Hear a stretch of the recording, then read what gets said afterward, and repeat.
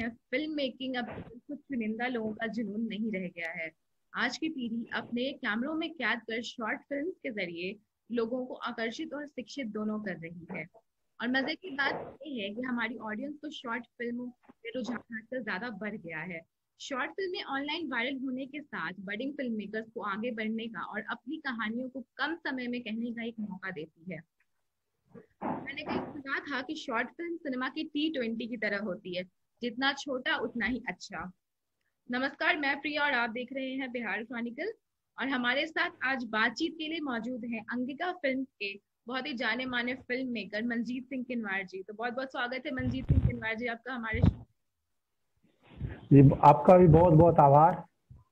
Thank you.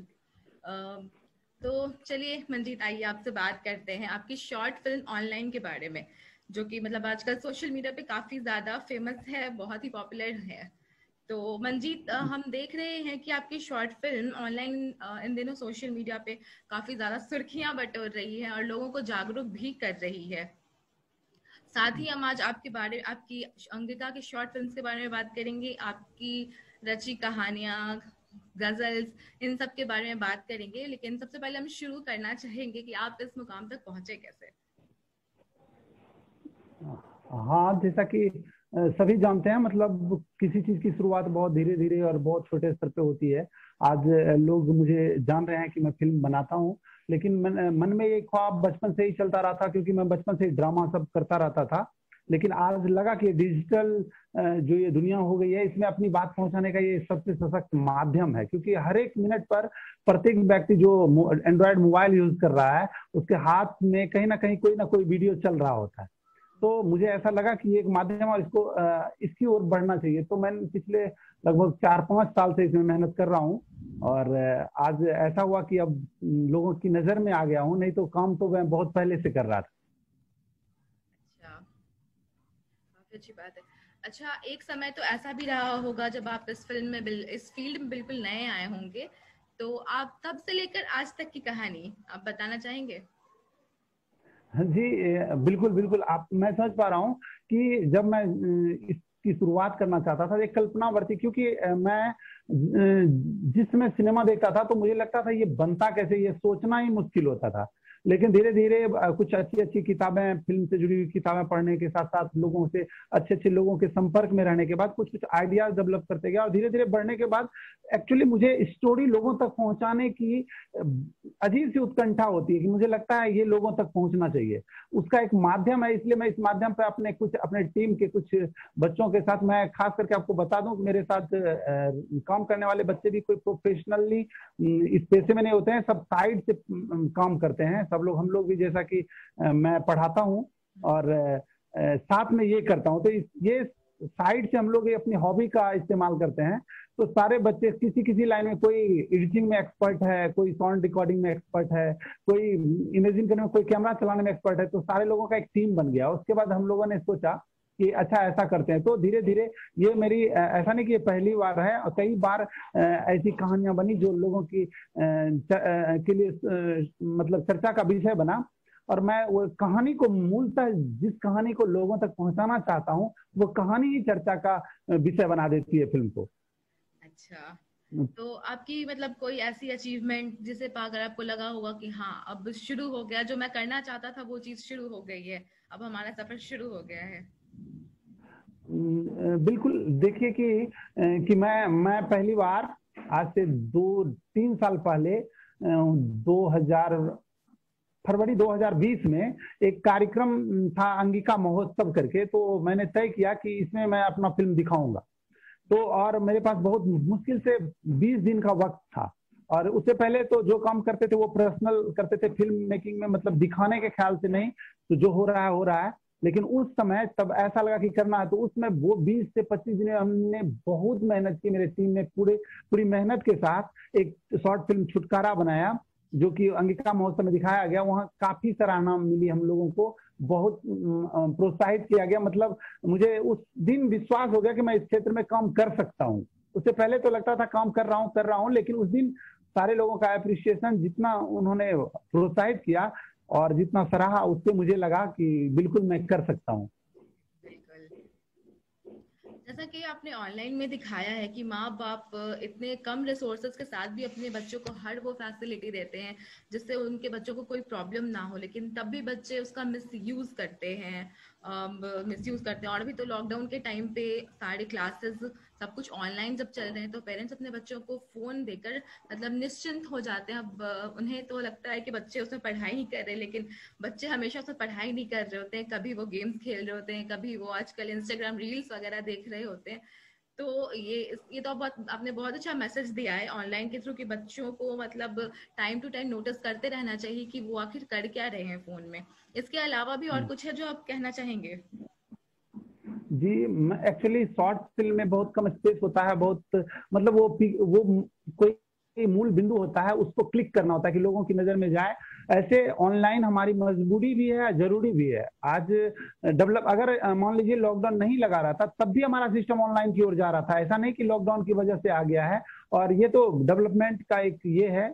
लेकिन मैं ये कहना चाहता हूँ कि मैंने ये दिखाया है कि हमारा समाज, ये भारत में मैं जहाँ रह रहा हूँ, भारत में मैक्सिमम ऐसी फैमिली है जो प्रत्येक बच्चों के लिए मोबाइल अलग अलग देना एफर्ट नहीं करती है, लेकिन फिर भी वो व्यवस्था करके पूरे सारे परिवार के लोग व्यवस्था कर ही रहे हैं, जैसे भी अपना कंप्रोमाइज करके। इसके बावजूद अगर इसका साइड इफेक्ट ऐसा हो, हमारे बच्चे आगे बढ़ने के बजाय पिछड़ जाए। अब समझिए, हम लोगों ने कई बार ऐसा ऐसा गेम देखा जिसको खेलने में बच्चे जान दे देते हैं। कई बार ऐसा एडिक्टेड हो जाता है कि हमेशा गोली वोली एकदम, ये पबजी गेम की जो मैंने जिक्र किया है, सुनते हैं हमेशा मारो मारो मारो बंदा, ये वो दिस दैट ऐसी। मतलब आप सोचिए कि जिसके दिमाग में हमेशा यही सब चलता हो, उसका मानसिक विकास तो रुकना ही है। रुकना क्या, एक तरह से डिस्टर्ब हो जाएगा। तो ये हम लोग अपने समाज में बच्चों को कहाँ लेके चले जाएंगे, ये कहाँ चला जाएगा, ये बाद में पता चलेगा। और फिर वही कहावत होगी कि अब पछताए होत क्या जब चिड़िया चुग गई खेत। तो हम लोगों को अलर्ट होना था। तो स्वाभाविक सी बात है, एक मैसेज, बढ़िया सा मैसेज अगर लोगों को जाएगा तो पसंद आएगी फिल्म, इसीलिए ऐसी बनाई जाती है।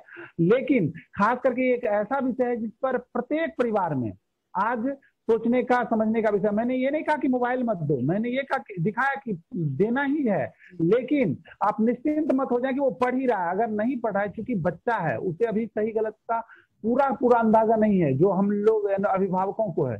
तो अभिभावक अपनी जिम्मेदारी से बच नहीं सकते मोबाइल दे करके। मोबाइल दे दिए तो उसके साथ उस पर निगरानी भी रखना पड़ेगा, तभी आप अपने बच्चे के लिए, अपने समाज के लिए, अपने परिवार के लिए वो बेहतर। ये हो गई ना बात कि सब कुछ मुहैया करा दिए फिर भी घाटे में चले गए। ऐसा नहीं होगा तब जब आप करेंगे ऐसा। हाँ, ये तो बिल्कुल सही है। तो मंजीत, आप हमें बताएं कि बिहार में इतनी सारी भाषाएं मतलब बोली जाती हैं, सुनी जाती हैं, इन सब के बावजूद आपने अंगिका को ही क्यों चुना? इसके इसके पीछे कई कारण है, लेकिन सबसे पहला कारण तो एक बात बताता हूं मैं कि मैं पूरी दुनिया को एड्रेस करके कुछ बोलना चाहूँ, उससे पहले मेरे घर के ही लोग, मैं घर में ही नहीं बोल पाऊँ तो लगेगा कि पहले मैं घर को संभाल लूँ तब पूरी दुनिया को संभालूंगा। तो छोटी सी बात, मैं इतनी लंबी दूर तक देखना उचित समझता हूँ, लेकिन दूर ही देखते रहना अच्छा नहीं समझता। सबसे पहले चूंकि मेरी मातृभाषा अंगिका है, मैं जिस क्षेत्र से बिलोंग करता हूँ अंगिका है, और मैं अपने समाज को अगर जागरूक करूं तो मुझे लगता है कि इससे एक यही बात और लोगों तक जाएगी। और जैसा कि मैं आपको भी जान रहा हूं कि आप अंगिका भाषी नहीं है, लेकिन आप तक बात पहुंची है, तो इससे पता चलता है कि बात तो जानी है तो जाएगी। और उसके लिए मैंने वो सब टाइटल भी उसमें डाल दिया है। लेकिन मुझे लगा कि सबसे पहले घर से शुरुआत करनी चाहिए। हम आसपास में देखते हैं, पहले इसे संभाल लेते हैं, और अगर ये बृहत स्तर पर करने का मौका मिला आगे, या लोगों ने जितना प्यार दिया है, लगता है कि और भी दूर दूर तक बातें पहुंचाई जा सकती है। ऐसे ही बहुत सारी बातें हम करेंगे, लेकिन शुरुआत तो घर से ही करनी चाहिए। शायद इसीलिए मैंने अंगिका को चुना। अच्छा, लेकिन बिहार में तो काफी ऐसे लोग भी हैं जो यहाँ के क्षेत्रीय भाषाओं को नहीं समझ पाते हैं। तो आपने उनके लिए आगे मतलब फ्यूचर में दूसरे लैंग्वेजेस में फिल्म करने की, या फिर आपकी जो पहली फिल्में रह चुकी हैं शॉर्ट फिल्म, उसको आपने दूसरे लैंग्वेजेस में डब करने की कभी कोशिश की, या कभी चाहा कि लोग उसे दूसरे लैंग्वेजेस में भी देखें? मतलब सच बताऊं तो पहले ऐसा तो सोच भी नहीं पा रहे थे, लेकिन इस ऑनलाइन के आने के बाद जितने दर्शक लोग या मेरे फॉलोअर्स जितने हैं, उन्होंने जो कमेंट किया कि भैया इसे और दूसरी भाषा में भी डब करके आप दीजिए, मतलब तक कि दूर दूर तक जाए, तो मुझे लगा कि बिल्कुल करना चाहिए। मेरे मन में आया, और ये कोई बहुत बड़ी बात नहीं है। फिल्म बनाने वाले के लिए बहुत आसान सी बात होती है किसी फिल्म को दूसरी भाषा में डब करना। सिर्फ उसमें लैंग्वेज के एक्सपर्ट की जरूरत होती है। तो मुझे लगता है कि फिल्म मेकर के लिए बहुत परेशानी की बात नहीं है, लेकिन इसलिए मैं कर सकूंगा और करूंगा भी, कि मैं आपसे बता दूं। लेकिन पहली बार अभी लग रहा है कि हाँ, कुछ बातें ऐसी होती है जो अन्य अन्य भाषाओं में भी डब करके हमें प्रस्तुत करना चाहिए। अच्छा, बिल्कुल। तो फिर क्या आपने शॉर्ट फिल्म्स के अलावा आगे डॉक्यूमेंट्री या सिनेमाटोग्राफी या फिर किसी भी अच्छी मतलब किसी भी और बड़ी मूवीज के प्रोड्यूसर्स के साथ काम करना चाहते हैं, या फिर आप खुद की कोई मूवी प्रोड्यूस करना चाहते हैं अपार्ट फ्रॉम शॉर्ट फिल्म? जी, मैं एक बात पे बिलीव करता हूँ कि जैसे देखिए कि आज मैंने छोटा छोटा फिल्म बनाना चाहा तो ये हुआ। देखिए, मौका कोई नहीं गंवाना चाहता, मौका तो सबको चाहिए, लेकिन मैं मौके की तलाश में मौका क्रिएट करना चाहता था कि काम करता चलूं, मौका मिलेगा तो करेंगे, ये तो भविष्य में डिपेंड करता है। लेकिन मेरे पास जो मौका है करने का, मैं उस पर बिलीव करता हूं। अगर बाय चांस मुझे अच्छे या बड़े लेवल पे प्रोड्यूसर साथ लेना चाहते हैं या करवाना चाहते हैं, मुझे मुझे बहुत खुशी मिलेगी, क्योंकि अभी तो मैं कच्चा हूं, मैं साफ कह सकता हूं, क्योंकि मेरे पास रिसोर्सेज उतना नहीं है। लेकिन कोशिश करता हूं कि कम रिसोर्सेज में। मुझे एक बात बताऊं आपसे कि मैं हिस्ट्री में जाता हूं तो देखता हूं कि पहले सिनेमा में ऐसा होता था कि पैर के पीछे से म्यूजिक बजाया जाता था, ताकि बाद में अटैच करने के लिए जरूरत न पड़े। पहले मतलब इतने कम संसाधन में लोग फिल्म बना लेते थे और खूब देखा जाता था। तब मैंने सोचा हमारे पास तो सारी व्यवस्था, उससे बेहतर व्यवस्था है, तो मैं बना सकता हूँ। लेकिन फिर भी जो बड़े स्तर पर बॉलीवुड, हॉलीवुड या बड़े बड़े फिल्म मेकिंग संस्थाओं से जो फिल्म बनती है, उसमें जो जितने संसाधन है उसके साथ काम करने का मौका मिलेगा तो जरूर करना चाहूंगा। अच्छा, चलिए, तो बहुत अच्छी बात है। तो मतलब अक्सर हम लोग ये चीज भी देखते हैं कि बिहार से जो भी कलाकार आए हुए होते हैं या फिर कहीं जाते हैं, तो उन्हें बिहारी होने की वजह से मतलब बहुत सारी मुश्किलों का सामना करना पड़ता है। बहुत कम ही ऐसे लोग हैं बिहार से हमारे जो कि प्रकाश झा जैसे या फिर और भी ऐसे डायरेक्टर्स या फिल्म मेकर्स हैं जिनकी तरह मतलब मशहूर हो पाते हैं। तो इस पे आपको क्या कहना है इस बारे में? देखिए, मैं एक बात कहता हूं, मैं फिर से आऊंगा आपकी बात पर, कि सबसे पहले भीड़ में से कुछ ही लोग आगे आते हैं। ये तो उसका एक ये नियम है कि जिसमें बहुत ज्यादा टैलेंट हो, जो बहुत ज्यादा स्ट्रगल करे, जो जूझता रहता है, वही पहुंचता है। स्ट्रगल तो हर क्षेत्र में है। ऐसा नहीं है कि बिहार के लोग फिल्म सिटी में कम है या अन्य राज्य के लोग बहुत ज्यादा हैं।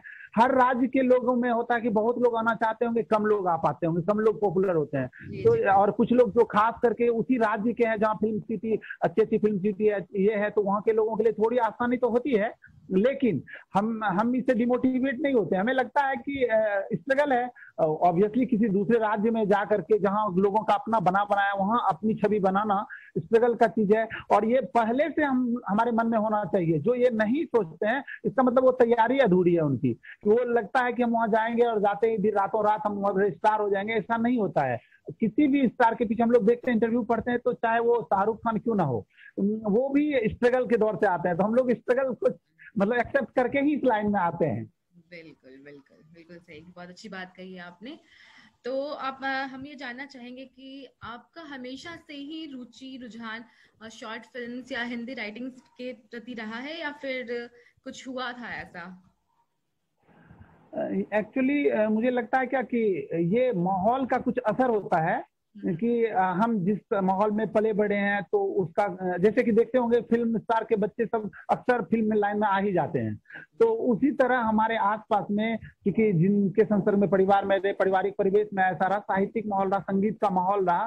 तो मेरे मामा साहित्य में है, मेरे पिताजी संगीत से मतलब रुचि रखते हैं। वो मैंने गॉड गिफ्टेड उनके पास संगीत है, बहुत सारे इंस्ट्रूमेंट स्वतः बजा लेते हैं।